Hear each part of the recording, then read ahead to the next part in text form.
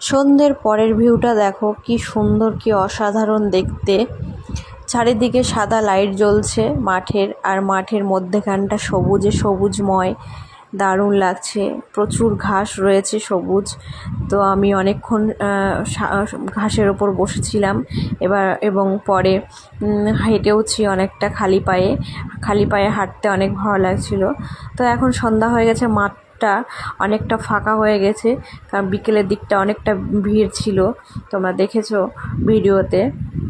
তো সন্ধ্যের পরে সবাই সবার গন্তব্যে চলে গেছে। তো এই বিকেলের পরেও ভিড়টা হয়। তো সবাই এখন আসবে, যাদের আসার। আর যারা বাচ্চা কাচ্চা খেলছিল সবাই বাড়ি চলে গেছে। তা আমার ভাই এদিকে আরেকটা ভাইয়ের সাথে ফুটবল খেলছিল। তো এই যে খেলা হয়ে গেল, বললাম চল বাড়ি, এখন 7টা মতো বেজে গেছে, বাড়ি যেতে হবে। তাই আমরা বাড়ি যাচ্ছি, টাটা।